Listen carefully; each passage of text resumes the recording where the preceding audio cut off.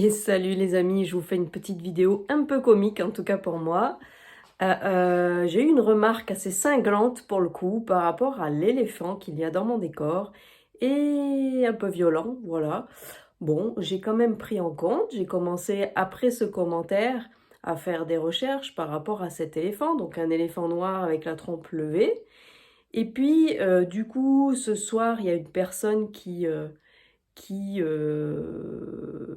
une abonnée hein, qui m'a dit au fait dans le feng shui ça représente un porte-bonheur et machin et tout. Alors moi je dis bah je l'ai acheté en Afrique, je l'ai pas acheté en Asie, mais bon soit. Elle me dit bon c'est pareil. Alors du coup de fil en aiguille j'ai demandé à certains et à certaines qui d'ailleurs sont dans le New Age ou pas, bah qu'est-ce qu'ils en pensent, voilà. Et bien sûr en disant bah je vais demander au Saint-Esprit directement ce que lui il en pense. À savoir qu'une fois, par exemple, on m'a ramené un bibelot en forme de chouette à la maison et c'était épidermique, j'ai pas fait de recherche, rien du tout. Ça m'a agacé tout de suite et j'ai cassé le truc et je l'ai jeté sans me poser de questions. Et là, j'ai appris ce soir que la chouette était liée au dieu Moloch. Voilà, bon, on en apprend tous les jours. Et donc ce soir, j'ai aussi appris que mon éléphant acheté en Afrique, bêtement, parce que c'est un animal de la savane et que je trouve que ça représente bien l'Afrique, est en fait un objet utilisé dans des cérémonies occultes, un objet qui porte bonheur, tout ça, tout ça. Donc j'ai dit je vais prier, j'ai demandé au Saint-Esprit ce qui se passe, et bah, je me dis que si plusieurs d'entre vous, qui d'ailleurs, si je ne vous avais pas posé la question, vous ne me l'auriez pas dit, ont été troublés par la présence de cet éléphant, au minimum je me suis dit que j'allais l'enlever du décor, et en fait, il se trouve que je vais carrément le brûler. Voilà. Donc, conviction du Saint-Esprit, très rapide pour le coup. À choisir entre un éléphant qui possiblement a une force occulte et Christ, le choix est vite fait de mon côté. Donc voilà, cette petite vidéo pour bah, m'excuser, hein, vous demander pardon si je vous ai troublé avec cet éléphant, honnêtement.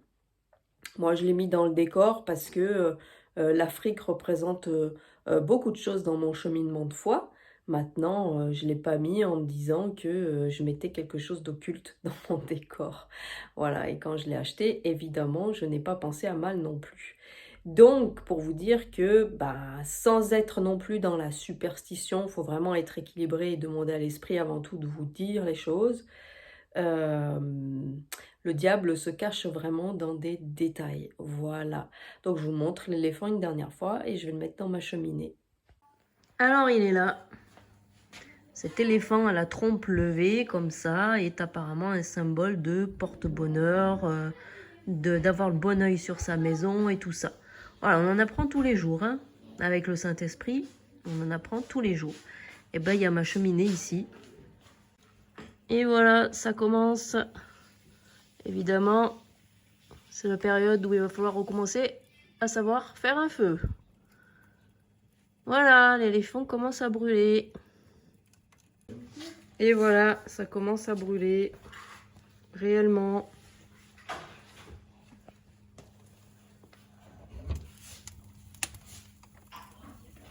Voilà, ça brûle.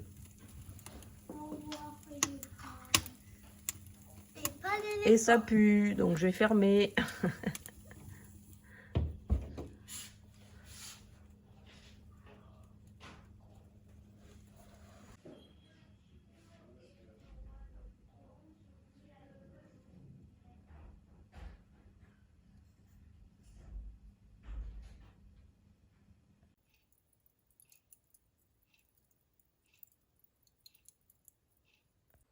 Heureusement, Dieu fait grâce dans nos temps d'ignorance, n'est-ce pas? Mais ça n'empêche pas, eh bien, évidemment, de demander pardon au Seigneur, tout simplement. Voilà, il n'y a rien de plus à faire. Et évidemment, ça peut donner lieu à un temps de délivrance spirituelle à certains moments. Voilà. Voilà, allez, soyez bénis les amis.